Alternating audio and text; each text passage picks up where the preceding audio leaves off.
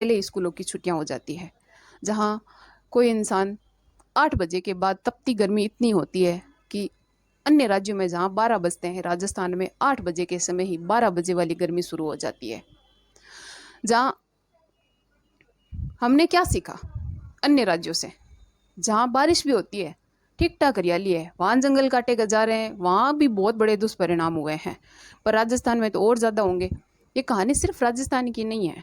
तेलंगाना में कलेश्वान प्रोजेक्ट के नाम पे हजारों पेड़ काटे गए।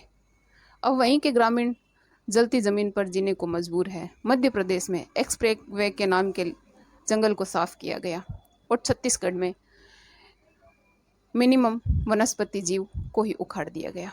अब क्या क्या हमें जापान और अन्य कंट्री से, जो विकसित कंट्री है, उनसे ये नहीं सीखना चाहिए कि जंगल नहीं काटे जाने चाहिए? जंगलों से अंदर से विकास हो सकता है, क्यों नहीं हो सकता? जंगल क्यों काटे जा रहे हैं पूरे के पूरे?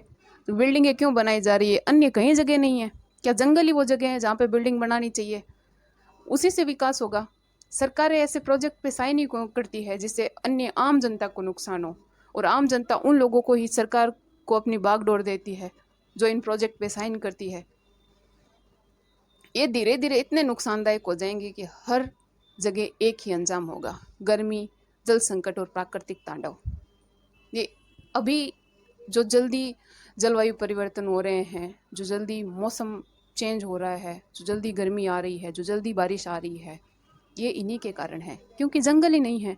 जंगल नहीं है तो जीवन भी नहीं है। तुम ऐसे सोचते हो कि तुम प्रकृति से खिलवाड़ करके तुम्हारा जीवन ऐसे बहुत प्रगति कर जाएगा। नहीं होगा भाई विकास, चाहे तुम 50 साल के लिए विकास कर लो। जब प्रकृति ने तांडव मचाया ना, यूं एक पहाड़ के, एक आंधी के पीछे तुम्हारा सब कुछ चला जाएगा और तुम कुछ नहीं कर सकते, क्योंकि जंगल है तो ही जीवन है।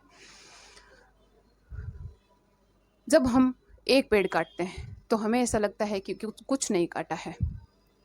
जब हम अपनी आने वाली पीढ़ी का साथ छीन रहे हैं एक पेड़ के साथ में, पेड़ सिर्फ ऑक्सीजन नहीं देता है, वो बारिश को बुलाता है, वो ज़मीन को पकड़ के रखता है, वो हवा को साफ करता है, और सबसे बड़ी बात, पेड़ हमें नहीं बचाता। जब बाकी सब हार मान लेते हैं तो पेड़ों की हमें ज़रूरत होती है, और पेड़ हमारा जीवन, आने वाले भविष्य को बचाता है। आम जनता से हमारा एक ही रिक्वेस्ट है कि कम से कम अपने घर के आसपास 10 पेड़ लगाए, उनका जीवन बचाए।